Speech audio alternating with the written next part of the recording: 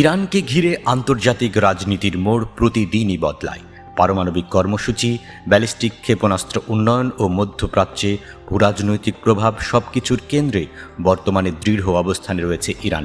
কিন্তু এই দৃশ্যমান প্রতিপত্তির আড়ালে চলে আরেকটি অদৃশ্য যুদ্ধ, যেখানে কামান ট্যাঙ্ক নেই, আছে শুধু ছায়া ছদ্মবেশ আর নিখুঁত পরিকল্পনা। এই যুদ্ধের এক রহস্যময় নায়ক হলো ইসরায়েলের মোসাদ।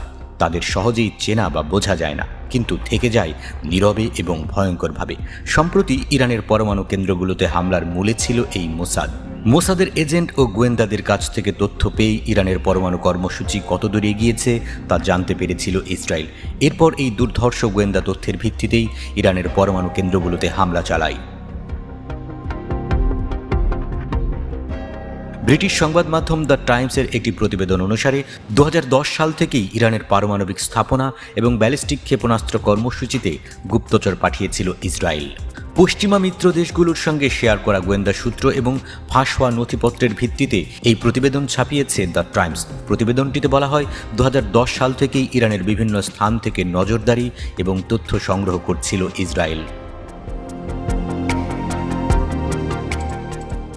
সংগৃহীত গোয়েন্দা তথ্যে দেখা যায় 2024 সালের শেষের দিকে কয়েক সপ্তাহের মধ্যে একটি পরমাণু বিস্ফোরক যন্ত্র তৈরির পরীক্ষা চালানোর পর্যায়ে গিয়ে পৌঁছে ইরান। ফাঁস হওয়া নথিপত্রে এই তথ্য উল্লেখ করা হয়েছে। প্রতিবেদন অনুযায়ী ইরানের নাতানজ পারমাণবিক স্থাপনায় হামলার আগে এর নকশা তৈরি করেছিলেন ইসরায়েলের গোয়েন্দা কর্মকর্তারা।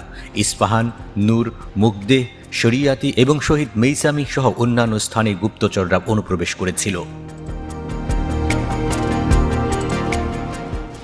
প্রতিবেদনে আরও বলা হয়েছে যে গোয়েন্দা নথিপত্র অনুযায়ী ইরানের ইসলামিক রেভলিউশনারি গার্ড কোরের সদর দপ্তরেও অনুপ্রবেশ করেছিল ইসরায়েলি এজেন্টরা। তাদের দেওয়া তথ্যেই IRGCর সদর দপ্তরে বিমান হামলা চালায় ইসরায়েল।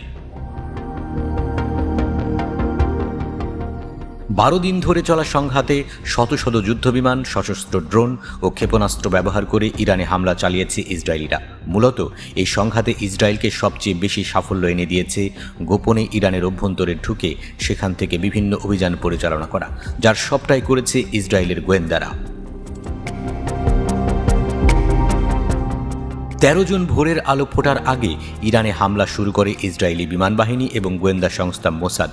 এর কয়েক ঘন্টা পর এমন কিছু ভিডিও ফুটেজ প্রকাশ করা হয়, যেগুলোতে দেখে মনে হচ্ছিল ইরানের বিভিন্ন অজ্ঞাত স্থান থেকে রাতের বেলা এসব ধারণ করা হয়েছে। একটি ঝাপসা ভিডিওতে দেখা যায় ছদ্মবেশী পোশাক, নাইট ভিশন চশমা সহ সামরিক বাহিনীর বিভিন্ন সরঞ্জাম সজ্জিত মোসাদ সদস্যরা মরুভূমির মতো জায়গায় বসে অস্ত্র স্থাপন করছে। ইরানের আকাশ প্রতিরক্ষা ব্যবস্থা ধ্বংস করার জন্য এসব অস্ত্র বসানো হয়, যাতে ইসরায়েলি যুদ্ধবিমানগুলো নিরবিচ্ছিন্নভাবে হামলা চালাতে পারে। এসব ঘটনা থেকেই বোঝা যায় ইরানে হামলা চালাতে কতটা কার্যকরী ভূমিকা রেখেছে ইসরায়েলের গোয়েন্দারা।